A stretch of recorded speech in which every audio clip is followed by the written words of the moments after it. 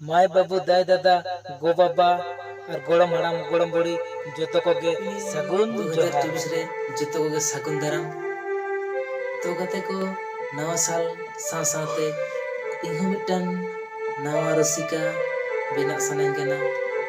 तो गाते को दिलापुन इन्या nyutum उपरुम माड़ांग दिन लाय बोतापुना।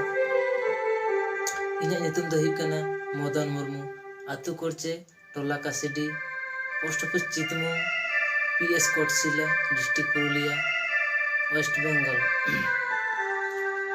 तो गाते को इन दो आडी मारांग रसिका बेना सनाइन कना और साथे आबोरन जितना समाज सुसारिया सावता दरदिया हेना को उनको को गोड़ो एम सनाइन कना। तो गाते को समाज सुसारिया से रसिका मा इहो बेना सनाइन कन गया मेनखाय ओड़ा रे अर्थ अभाव से टाका पैसा अभाव ते बाइन बेना दाड़े कना। तो नवा लगित ते इन दो नवा यूट्यूब चैनल रिन हिजुक कना। तो इन्या चैनल nyutum दो हुई कना रेंगेज हपन रसिका। तो जुदी गाते को आपे गोड़ो पे एमाइन केया तो नेहाती इन रसिका होई को केया से सावता सुसारिया होई को केया। तो नवा गे इन आपे ठिन आसोक कना जे सांगे खन सांगे सपोर्टिंग पे गोड़ो एमाइन पे लाइक पे शेयर पे सब्सक्राइब पे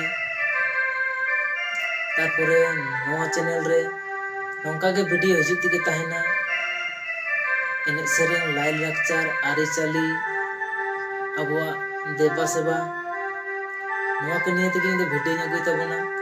तो कंटिन्यू पे ताहेन ताबोना नवा रेंगे हपन रसिका चैनल रे। नवा के इन दो आबे ठिन आसोक कना जल्दी खन जल्दी मारांग रसिका बेनाइन ताबोन पे। नवा मेन कते गे इन्या कथा दिन मुचादा जोहार। कते को जेहेतु अबुआ रसिका चैनल कना ओना हिसाब ते देलाबोन तबे मिटन नेलाबोन आलिया सोहराय एने सेरें आखड़ा।